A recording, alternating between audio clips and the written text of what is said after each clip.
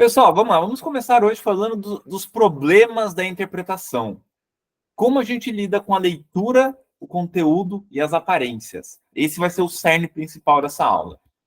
Aqui estão os tópicos. A gente vai falar de hiperinterpretação, hipointerpretação e os problemas que trazem esse tipo a interpretação em si, de conteúdo, leitura e aparências. Primeiro, eu queria abrir para vocês perguntas. Quais vocês acham que são os problemas da interpretação? Que cada um tem uma interpretação diferente. Exatamente. Vocês lembram da aula passada que eu comentei? É possível ter interpretações erradas? Não, Não? depende. Depende, então já não é um não. Não é verdade? Sim. Sim, é possível.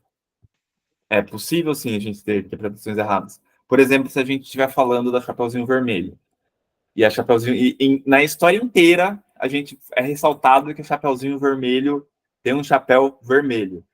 E eu termino concluindo que o chapéu do Chapeuzinho Vermelho é roxo. Não faz sentido, né? É uma interpretação errada. Sabe? Então, tipo, não tem como essa interpretação caber dentro do que a gente tem limitado no Contexto.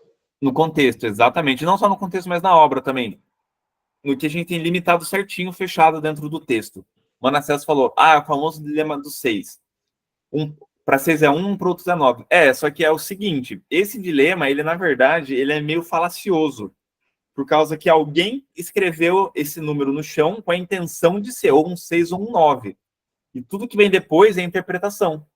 E esse é um dos problemas da interpretação que a gente vai ver hoje. Certo? Vamos lá. Alguém quer acrescentar mais alguma coisa? Acredito também que, falando de textos sobre alguma situação, tipo a guerra da Palestina que está acontecendo agora, muitas pessoas têm interpretações e têm lados diferentes de acordo com o que estudou, de acordo com o que sabe. Sim. Uhum. Então, as vivências das pessoas acabam interferindo nas interpretações. Também. Pode falar, Macer. Nem sempre quem está falando sabe de alguma coisa. Muitas das vezes pessoas entram simplesmente num comentário que ouviu de outros e ele mesmo não tem ciente de nada. Sim. Exatamente. Então a gente já estamos colocando muito problema aí. Alguém tem mais algum problema? Cleician pode falar. Cleician. Eu vejo assim também o telefone sem fio, né? Uma pessoa fala algo aqui, aí a outra já ouve ali, vai distorcendo a cada vez, quando vai no final, já é uma coisa totalmente diferente. Exatamente. Exatamente. Conta um Então vamos lá. ponto. Alguém tem mais alguma colocação para pôr? É fake news, né? Cara, o fake news a gente vai comentar um pouco depois, mas é por causa que fake news não é problema de interpretação.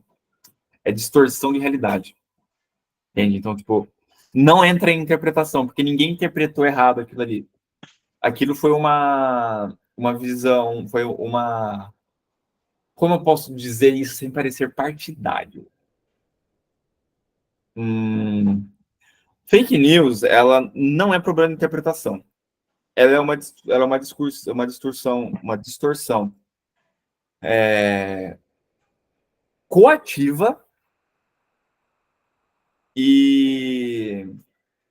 Peraí que eu estou pensando na palavra certa para colocar aqui. Consensual de algo que ela é feita para atrapalhar a visão dos outros de alguma coisa. Então, tipo, a fake news ela é um problema para a interpretação, mas não um problema da interpretação. Ficou claro o que eu falei? Fake news ela é problema para a interpretação, mas não de interpretação, não do conceito de interpretação em si. Certo? Alguém quer colocar mais alguma coisa? Porque fake news é mentira, né? É algo falso. Exatamente. Então, o que tiver, que for falso, que for mentira numa interpretação, com certeza vai sair errado. Exatamente. Pode falar, Macir. Muitas das vezes uma mentira não é uma mentira, é simplesmente uma omissão das verdades. Exatamente, também. Aí, Pode. omissão é o mesmo de mentir. Não, calma aí. Vamos, não vamos entrar nessa agora, gente. Calma aí. Não vamos conversar sobre isso agora. Pode falar aí, Tala. O que eu ia dizer é que, assim, problema de interpretação é quando uma pessoa diz uma coisa e você não entende o que essa pessoa disse. Se alguém disse uma mentira, no caso uma fake news, inventou uma fake news, e você entendeu uma fake news, você entendeu a mentira. Então, o problema não está na interpretação, né? O problema está no que você vai fazer com o que você interpretou. Boa. Quer falar mais uma coisa, Messir? Tá com a mão levantada? Desculpa, acabei esquecendo. Ah, não, tranquilo. Vamos lá, então vamos prosseguir. Então, quando a gente trata de interpretação, nós tratamos de conteúdo, forma e leituras. Agora a gente vai entrar na polêmica sobre hiperinterpretação e hipointerpretação. Antes de eu fazer essa perguntinha aqui para vocês, eu vou voltar aqui um pouquinho e eu vou perguntar para vocês, gente, o que é hiperinterpretação? O que vocês acham que é hiperinterpretação? É uma interpretação além. Exatamente. O Mansur definiu perfeitamente. Uma interpretação além daquilo que está no texto. E a hipointerpretação? Seria a falta. Exatamente, uma interpretação rasa, uma interpretação pobre. Então, ambos são dois problemas. Porque às vezes a gente pode se dar muito, investir muito esforço intelectual em uma coisa, quando essa coisa não quer dizer nada do que do que a gente está achando, ou o contrário, a gente pode fazer uma interpretação muito rasa de uma coisa muito alta. Então, são dois problemas que a gente tem que sempre se nortear. E agora, com isso, eu pergunto, o que é arte para vocês?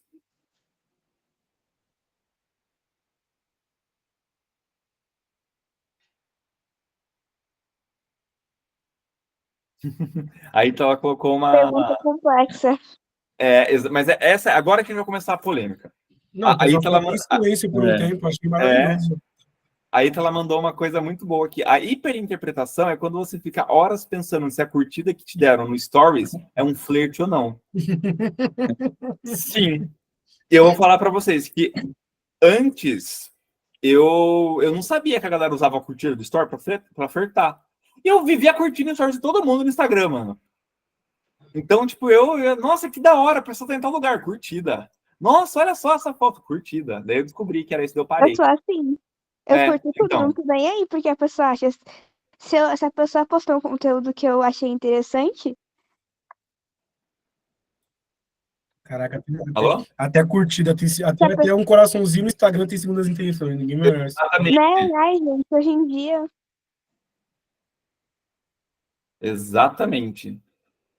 Vamos lá, família, quero que levante a mão e fale o que é arte. Quero ver agora. Olha, para mim, arte é isso aí, ó, no meu fundo. Quer dizer, fundo da tela aí. Ah! A arte é a forma que você cria e dá nomes às formas. Ou seja, a criatividade que você tem e explica essa criatividade na expressão que você usa para criá-las. Boa. Arthur? Bom, eu tenho uma definição muito parecida, eu não vi quem falou por último, mas é muito parecida. Tanto de arte quanto de cultura, né? A cultura, para mim, ela é qualquer expressão de um povo. É toda e qualquer expressão de um povo. Não necessariamente uma coisa é mais cultural por ser de um povo em específico. E a arte, para mim, é da mesma maneira. A arte, ela é a expressão de um indivíduo em si. Ou, se for no coletivo, por exemplo, o período romântico, você vai querer botar lá como artístico, já é no coletivo. É a expressão de inúmeros indivíduos que pensam de maneira parecida. Eu penso a arte dessa forma, só como expressão de alguém. Certo. Antes de eu passar a palavra para vocês, eu só quero falar aqui algumas coisas que as pessoas colocaram no chat aqui. Deixa eu ver. Tá. A Joana colocou arte é expressão humana em sua mais pura forma. O Eduardo Miranda, expressão de si do ambiente, de sentimentos e várias outras coisas. A Larissa, uma forma de expressão, sentimentos ou algo semelhante. O Paulo, arte é tudo que o ser humano cria. A Águida, arte é amiga da vida e vice-versa. O Moacir, ele falou que é forma de se expressar, mas ele levantou a mão, então eu quero ouvir o que ele vai falar depois. Vamos lá. Davi, Olha, pode falar. sendo um pouco mais prático, assim, para mim, a arte é tudo aquilo que ganha uma maior proporção na humanidade, assim, passa um sentimento, porque se não passa sentimento e nem ganha uma grande proporção, não passa de artesanato. Mas o artesanato não ensina uma forma de expressão artística? É diferente. É Certo. como explicar sobre o artista e o artesão. O artista, ele está tentando expressar algo ali sobre o que ele sente. O artesão, ele está fazendo mais uma coisa útil. Mas se o artesão, ele coloca sentimento e aquela arte ganha uma grande proporção, ele se torna um artista. Certo. Tudo bem. Carlos? Ô, pessoal, vou pedir licença, eu vou sair da sala, que tá chovendo muito, e eu vou cuidar do meu filho, viu? Beleza, cara. Viu? Quem tiver Não, grupo aí, na pode próxima, colocar na no próxima, grupo aí. boa, Sim, na próxima fica fica até o tranquilo aí, final, hein, amigo. Carlos? Porque meu filho é recém-nascido, eu tenho que cuidar dele, calma, onde ele tá trabalhando. Não, fica tranquilo. Fica tranquilo, mano. Até a Dá próxima. pra vocês um bom dia pra Até. todos. Obrigado, igualmente. Boa semana. Madu? Eu acredito que a arte, ela depende muito do tempo em que está sendo passado, tipo o modernismo, que aconteceu, né, em 1920, mais ou menos. Eu estou estudando aí na escola, por isso que eu vou falar sobre ele. Ele era meio que uma revolução para a arte naquela época, porque os poetistas, né, os poetistas e artistas brasileiros achavam, na interpretação deles, que a arte europeia ela não representava o Brasil, porque ela era uma arte feita a partir das visões de artistas europeus. Então, como que é fazer uma interpretação do que acontecia no Brasil? Então, eles fizeram um movimento praticamente, né, que mudou toda a arte, todo o conceito de arte, pelo menos aqui no Brasil, e que foi se espalhando pelo mundo e se popularizando. Então, meio que eles revolucionaram o que era arte naquele momento. E vão surgir novos movimentos e que sempre revolucionam a arte de alguma maneira. Então, a arte, ela é rotativa e ela é um movimento que pode mudar a qualquer instante. Eu posso te dar um contra-argumento a isso? Só para ver como que a gente consegue chegar aí. Exatamente, a Semana da Arte Moderna ela foi revolucionária aqui para o Brasil, exatamente porque ela quebrou com alguns parâmetros, mas bem da época não só imperiais, mas também de épocas posteriores, assim, até colonial mesmo. Só que você não acha que o movimento modernista ele contribuiu para manter uma visão elitizada da arte, por causa que eles pautavam que a arte era só aquilo que estava na Europa, que eles precisavam digerir e trazer para o Brasil. Tanto que eram somente homens brancos, a grande maioria que participava, e acho que um dos poucos negros que participava assim do time de artistas era o Mário de Andrade, e ele sempre era embranquiçado nas fotos, né? E também nos retratos no geral, sempre colocavam ele como uma pessoa branca. Eu nunca ouvi falar que o Mário de Andrade era negro.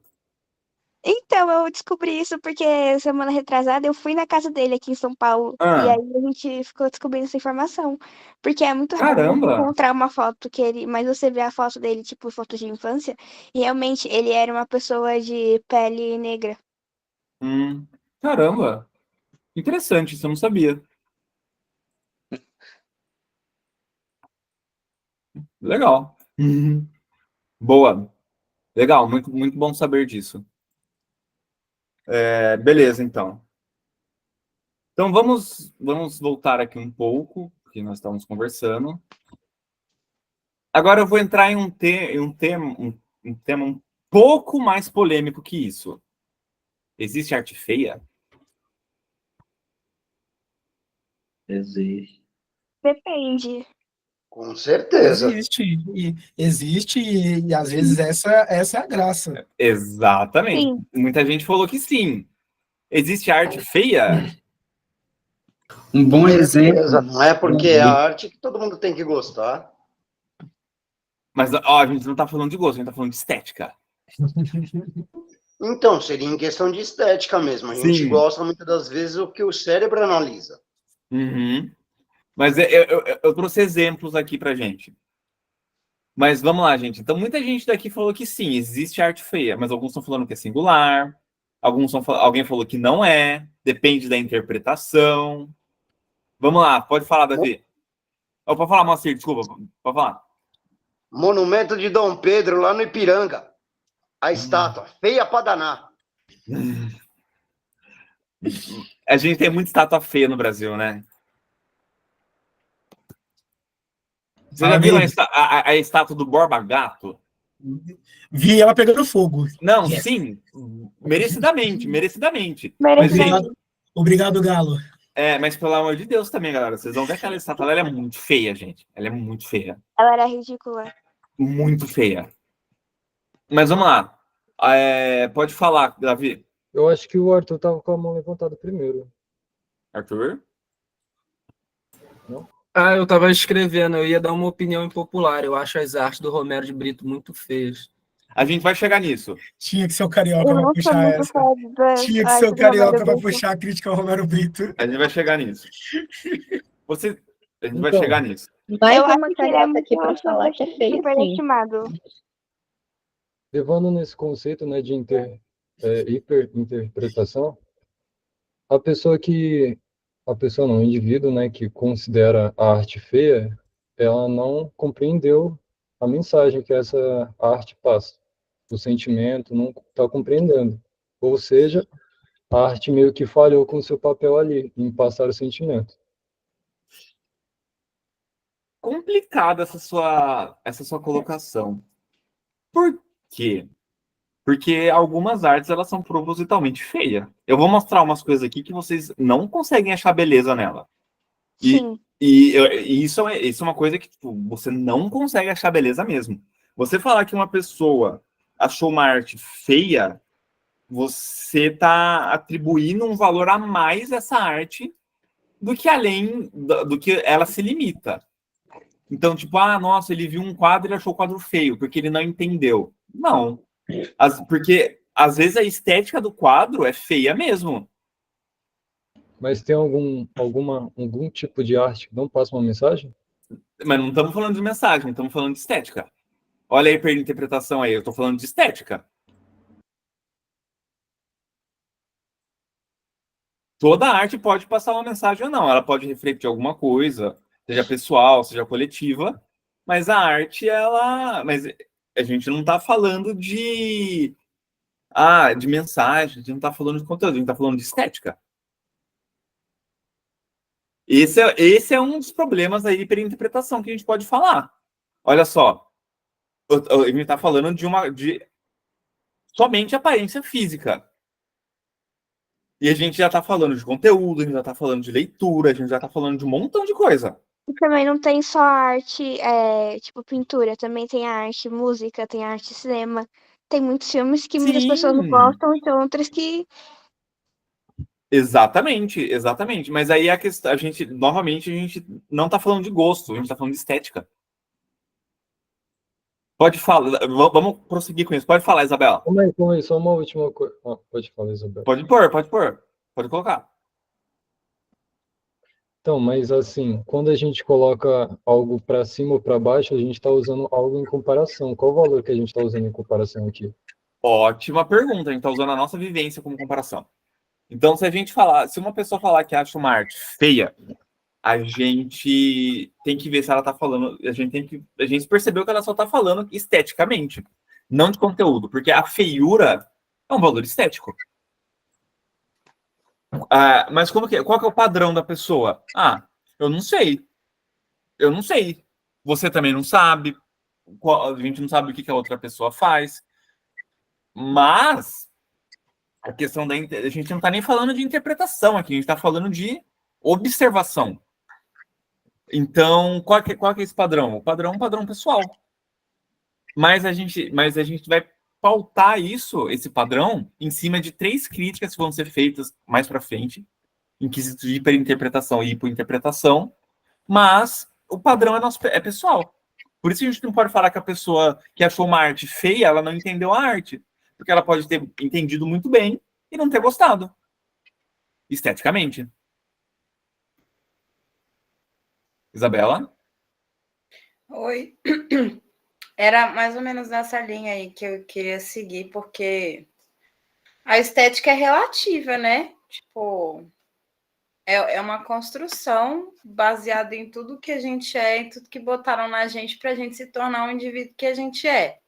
E interpretar as coisas da maneira que a gente interpreta. Então, tipo assim, não dá para ter uma, vamos dizer assim, entre aspas, uma verdade absoluta e falar assim, então essa arte aqui é feia, todo mundo concorda? Não dá para fazer isso. E aí, uma pessoa que fez uma crítica muito legal a isso, mas não diretamente a isso, foi o Duchamp, quando assinou um bidê e botou numa exposição exatamente para criticar os padrões estéticos da arte branca da época e o que a gente considera bonito, a gente considera bonito para ser artisticamente exposto e afins, assim.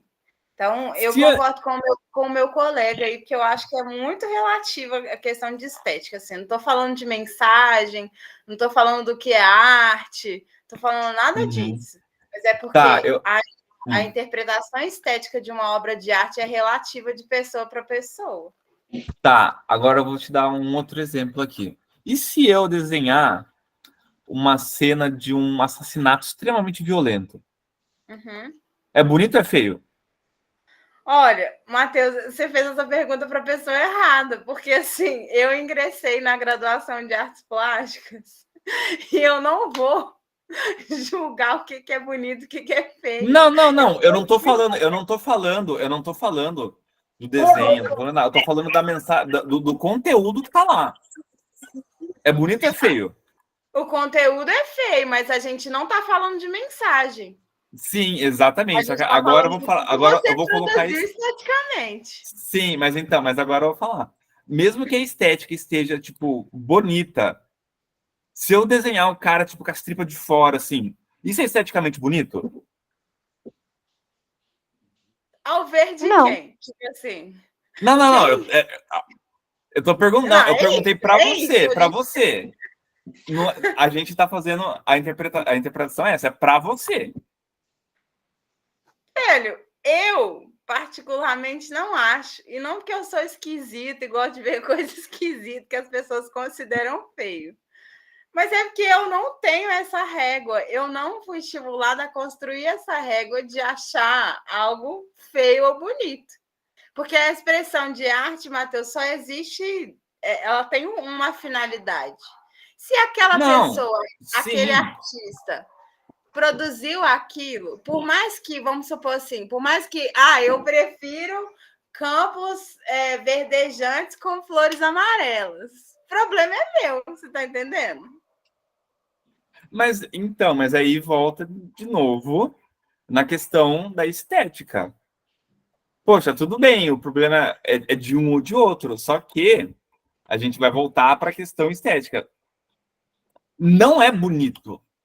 Não é bonito você ver uma pessoa com a cabeça estourada, assim. Não é bonito, em nenhum momento é bonito. Mas talvez, tudo bem, o traço da pessoa pode ser bom, o estilo pode ser muito bom, só que em si é uma estética feia, é uma coisa feia isso.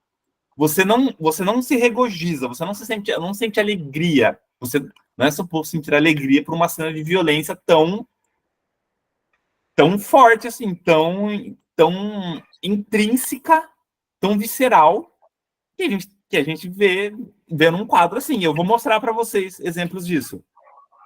Ok. Lésia, a democracia é sobre isso. Eu continuo discordando. Certíssima. Cleician, desculpa. Amigo, é o seguinte, que a arte, para mim, ela é indefinida. Existe a arte feia, existe a arte bonita, existe a arte também moderada, que vai depender, como você falou, do olhar da pessoa e do artista, daquele também que domina determinada arte. Por exemplo, eu domino a arte do efeito Marley, cimento queimado, faço essas artes. Se eu fizer uma arte com os veios grandes, vai ter um outro pintor, uma outra pessoa que vem condenar isso. Ah, o efeito dele os veios foram muito grandes, então eu achei feio. Aí vem outro já mostrar para uma pessoa que não tem um certo conhecimento, um grau dessa visão clínica sobre o produto, sobre a pintura, ela vai achar bonito, oh, que linda essa pintura, que legal é a sua arte, você é um excelente pintor, etc.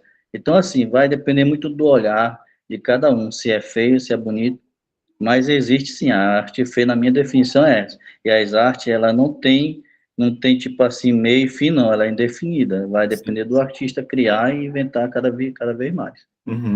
Eu só vou fazer uma colocação aqui. Gente, uma arte feia não diminui ela como arte. Certo? Pode falar. Peraí, Monser, eu vou passar a palavra para você. Uma arte feia não diminui uma arte de arte. Principalmente no sentido estético, porque há artes que são feitas para serem feias. E eu vou mostrar exemplos dela aqui para vocês. Pode falar, Monser. Então, só ressaltando o que ele falou lá, o Cleidson, né? Desculpa eu errar o nome que eu não estou vendo. Desculpa. O que acontece? Tudo bem, ele executa, que nem ele disse aí o exemplo, eu ia trazer um exemplo quase o mesmo, certo? O que tem? Eu discordo da questão de que a pessoa tem que ter um olhar profissional para ele conseguir enxergar algum tipo de defeito, ou qualquer coisa. Existem pessoas que têm um olhar totalmente clínico e não são profissionais na área. No entanto, era isso que eu ia comentar também.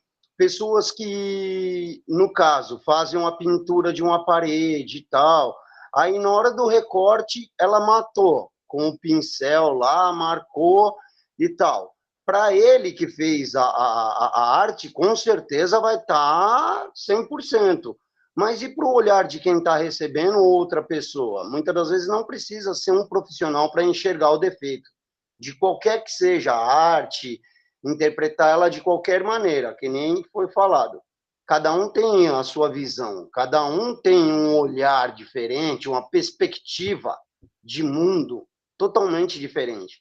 Então, arte feia, que nem você falou lá, pode trazer algo chocante, sim, mas realmente é aquilo que o artista quis trazer, o sentimento à tona de quem está vendo, não seria? Sim, é esse o ponto que eu estava querendo mostrar para vocês, que existe também. Eu vou passar a palavra para você, Basílio. Você colocou muito bem, Moacir. Muito bem colocado. Outra coisa também que um problema da hiperinterpretação é exatamente esse, da gente sempre querer explicar o porquê de alguma coisa ser feia ou ser bonita. E a gente não só apreciar a arte. Esse é um dos problemas que a filósofa que a gente vai falar dela hoje comenta sobre interpretação. A gente busca muito explicar, defender, a gente busca muito examinar, e às vezes a gente esquece de que o que a gente está vendo lá é uma obra e não um diagnóstico. Essa é a crítica que eu quero trazer para vocês hoje. Não um teorema? Não um teorema. É uma obra, e ela está lá por estar lá. E às vezes ela pode ser profunda, às vezes não. Às vezes ela precisa, mas ela jamais deve ser discutida no sentido de arte feia ou arte bonita. Entende? Pode falar, Basílio.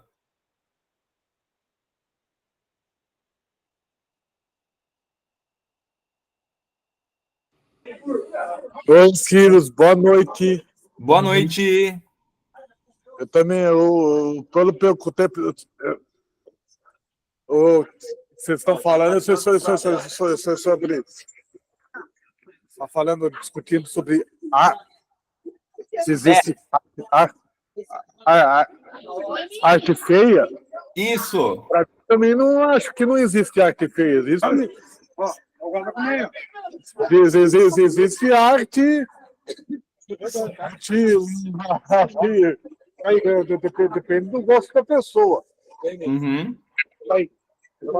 Existe moderna, existe arte contemporânea. Tem gente que acha que...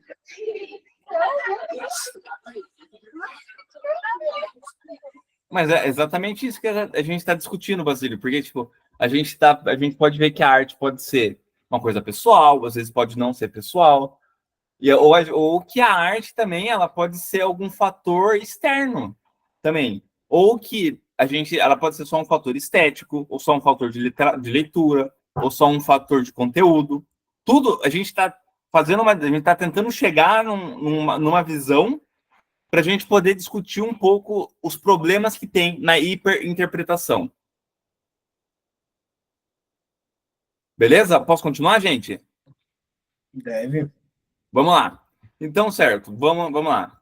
Bonito ou feio? Não tem como dizer que é feio, não. Não tem como dizer que é feio?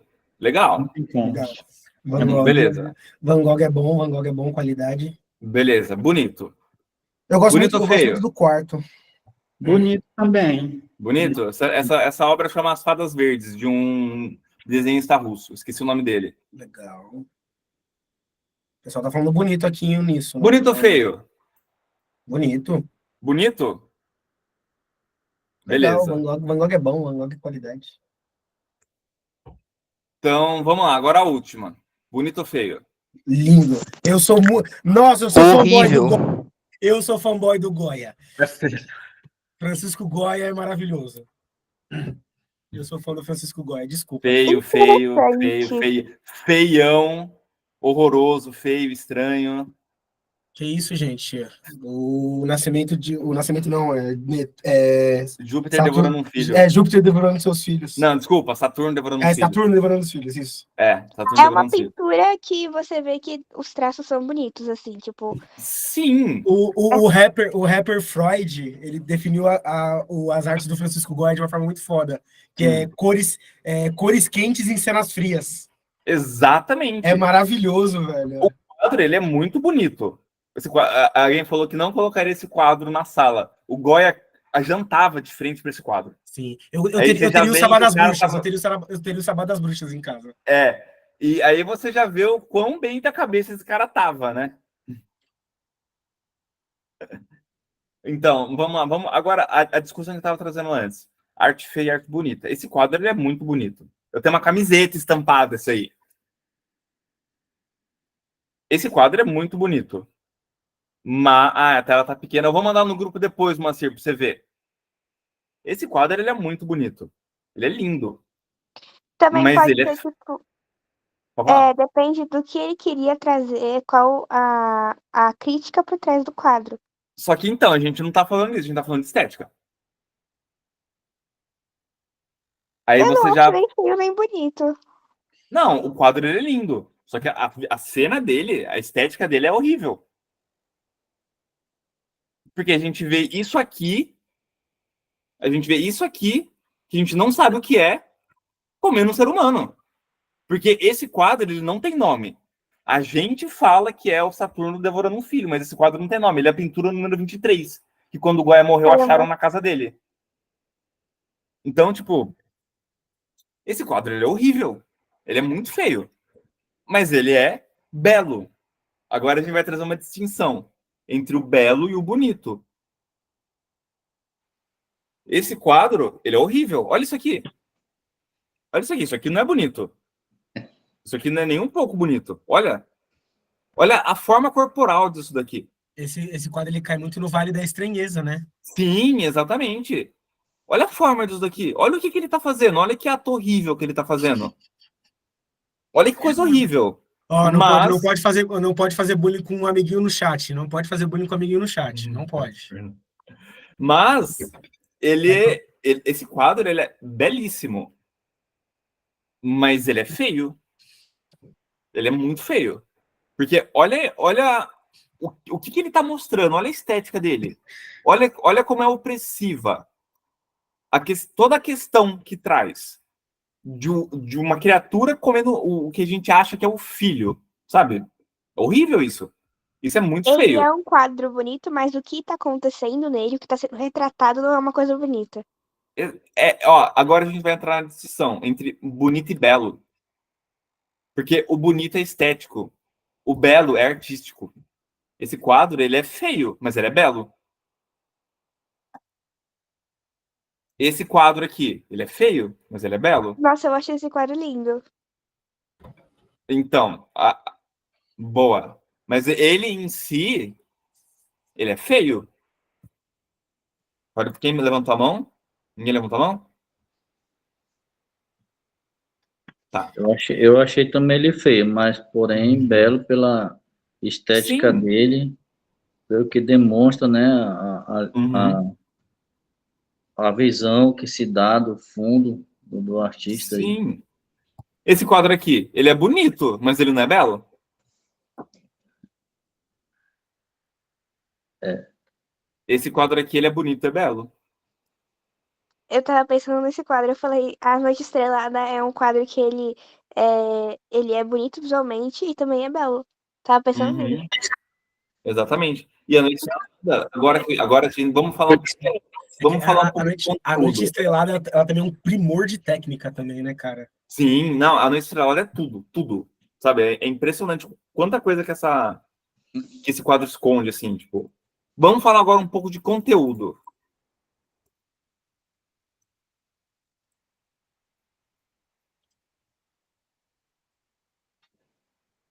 Quem quer dar uma interpretação da Noite Estrelada? A gente só vai interpretar 2 quadros, tá? De conteúdo agora. Esse e o do Goya. Gente, destravou aí pra vocês? Estão conseguindo ouvir o Matheus? Tá Alô? normal. Alô? Alô? Tá Foi, normal, tá não tá certinho. travado não. Tá tudo Tô tranquilo. vendo. Ai, Não, nossa, travou só gente. pro segundinho, só pro segundinho. Bom. Ah, tá. Nossa, susto. Certo. Quem quer trazer uma interpretação Levantem as da Noite Talvez. mãos. Estrelada? O Joana. Joana? Vai, Ju. Jô, tá mutada. Se você estiver falando, tá mutada. Não esquece de desmutar. Ou você vai trazer no chat. Acho que ela tá Jô? digitando. Será que ela tá digitando? Tá me escutando? Tamo sim, boa. Sim.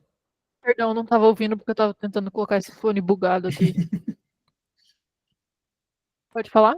Sim. Por favor. Eu tenho um livro aqui em casa que é das cartas do Van Gogh pro irmão dele, o Theo.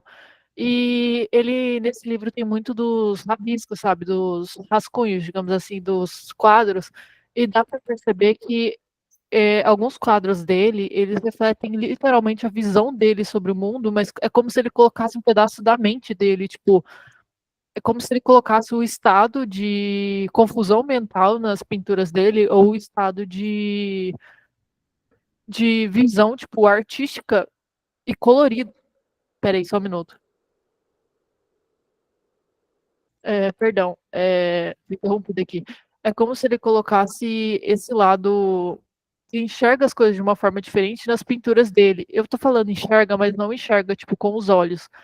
Eu não sei explicar, mas é tipo assim, imagina, sabe quando você tá com pressão baixa, por exemplo, e você vê as coisas de uma forma distorcida? Uhum. Sim. Então, é como se ele olhasse pela janela dele e ele visse isso e falasse, tipo, essa é a minha visão do mundo, porque eu sou uma pessoa que tem esse estado de. Eu tenho esse estado mental ou esse estado físico, e é isso que eu retrato nos meus quadros, é isso que, tipo, eu passo para as minhas pinturas, é a forma abstrata como eu vejo o mundo. Isso é uma coisa muito interessante do Van Gogh, porque ele parece que tudo que tem um toque dele, todas as pinturas dele são imediatamente identificáveis, sabe? Parece que ele colocou muito o que era pessoal dele ali. Uhum. Boa. Paulo?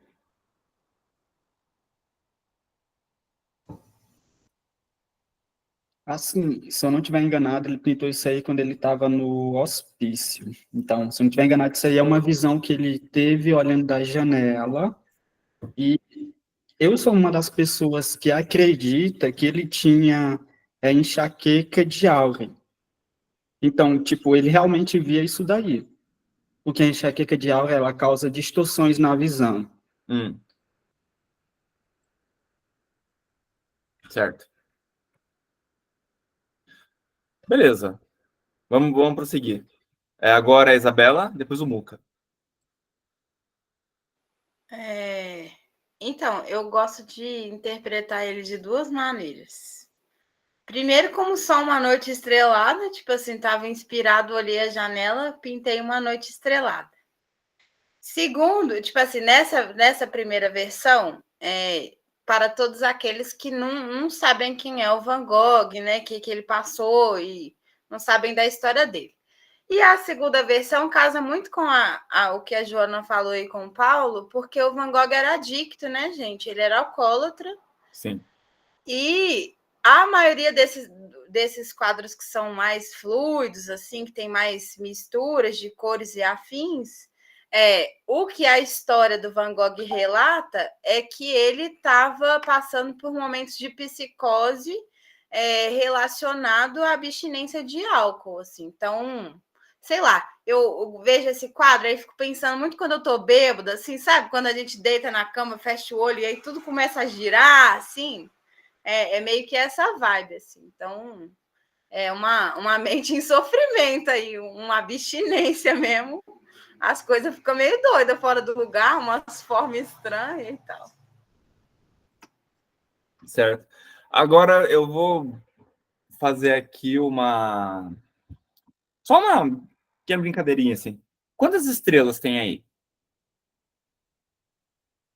no quadro? 13? 1, 2, 3, 4, 5, 6, 7, 8, 9, 10, 11 estrelas. Tem 11 estrelas na noite estrelada. Uma das interpretações, da qual é uma coisa que até as pessoas que conviviam com o Van Gogh comentavam, era o senso de solidão que ele tinha. Que ele era uma pessoa muito solitária. Ele era uma pessoa que estava sempre sozinho, ele era uma pessoa que ele sofria muito com a solidão dele.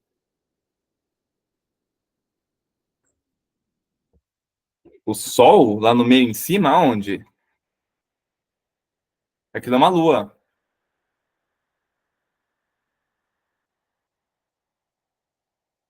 Mas então, a questão é que ele era uma pessoa que ele sofria muito com solidão.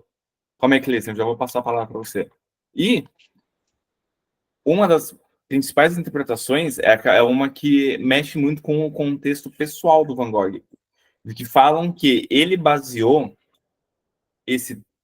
essa imagem não só no que ele via, mas também em um trecho de Gênesis, do livro de Gênesis, que é esse daqui, que ele comenta, que é o 37:9, que é onde ele comenta, que é um trecho que ele fala especialmente sobre solidão e como que uma pessoa que, tipo, ela via a noite, ela via as 11 estrelas, assim, no céu, e ela queria estar reunida de volta com seus irmãos, com seus amigos, com seus colegas. Então, tipo, essa é uma das interpretações mais aceitas, principalmente porque trata, principalmente no contexto social. Sim, a gente lembra que o Van Gogh, ele era adicto, a gente lembra que o Van Gogh, ele tinha os problemas dele e tal, só que a gente raramente lembra que a pessoa Van Gogh era uma pessoa extremamente solitária.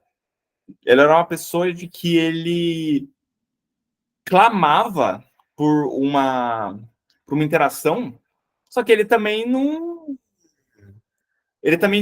conseguia ter essa interação. Então, tipo, tudo isso pode envolver uma interpretação. Pode falar, Macer. Então, novamente, o que acontece? Tudo bem, mas eu creio que isso daí poderia não ser uma visão distorcida, simplesmente a maneira como ele enxergava, não é porque ele usava medicamento ou qualquer outro tipo de substância, porque comprovado que o álcool ele tem os delírios tremens, certo? Só que Sim. Eu acho que não leva tanto assim, a pessoa delira mesmo, não vê só uma distorção de algo. Ela enxerga um cenário totalmente diferente, onde ela brinca, toma bebida, tá dentro de um bar com outras pessoas, entendeu? É um delírio muito alto. Eu creio que isso daí não seria um delírio de nenhum tipo desses argumentos ao qual foram ditos, não. Na realidade, eu nem sabia que ele tinha problema com dependência química, porque eu também nem tenho conhecimento tanto em questão de artes, Van Gogh, porque a escola, na minha época mesmo, não comentava a respeito tanto, assim, de artes, entendeu? Mas, não, isso daí simplesmente, na minha visão, não seria um devaneio dele, entendeu? Eu acho também, eu não sou doutor, não sou mestre em nada. Simplesmente eu tenho a minha vivência e creio que não seria isso. Sim, certíssimo. Bem observado. Vamos continuar um pouquinho, que a gente vai tratar mais disso. Joana? Oi. Oi. Então, sobre o que ele tinha falado, você lembra quando eu falei,